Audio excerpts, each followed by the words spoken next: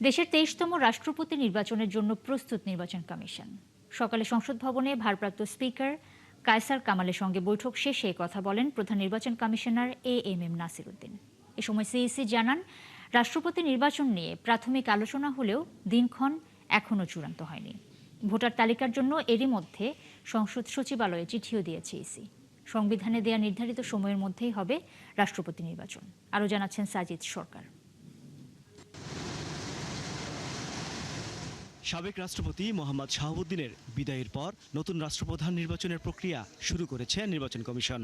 এরই অংশ হিসেবে মঙ্গলবার সকাল 11টায় সংসদ ভবনে স্পিকারের কার্যালয়ে চলে এই বৈঠক। এই সময় সিইসি সহ ৩ নির্বাচন কমিশনার, ইসি সচিব ও সংসদ সচিবালয়ের সচিব উপস্থিত ছিলেন।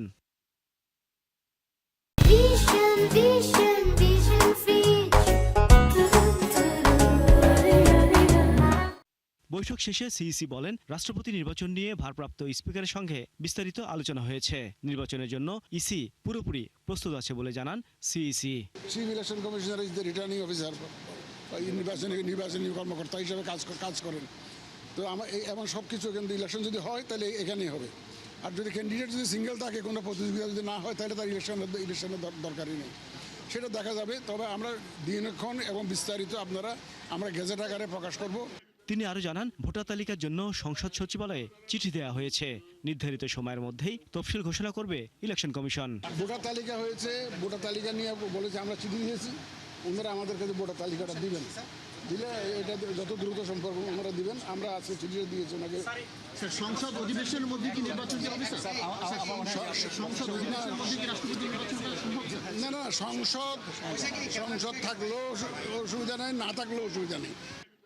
সাতক্ষীরা 4 আসনের সংসদ সদস্য গাজী নজরুল ইসলামের বিষয়ে জানতে চাইলে সিইসি বলেন, সংসদ থেকে চিঠি পেলে তার বিষয়ে ব্যবস্থা নেবে কমিশন। সাতক্ষীরার বিষয়টি আলোচনার বিষয়বস্তু ছিল না।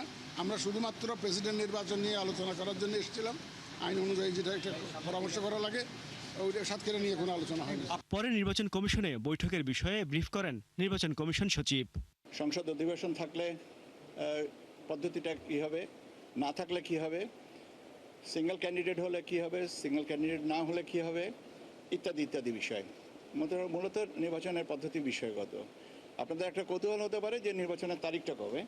এই তারিখ সম্পর্কে কোনো আলোচনা হয়নি, এবং যখন আলোচনা হবে বা তারিখটা নির্ধারিত হবে বা তফসিল ঘোষণার বিষয়টা আসবে, আমরা আপনাদেরকে তাৎক্ষণিকভাবে জানিয়ে দেব।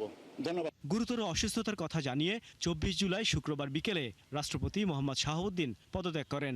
পদত্যাগের পরবর্তী 90 দিনের মধ্যে রাষ্ট্রপতি নির্বাচন করার সাংবিধানিক বাধ্যবাধকতা রয়েছে। সেই ক্ষেত্রে 22 অক্টোবরের মধ্যে নির্বাচন করতে হবে। সাজিদ সরকার, 71, ঢাকা।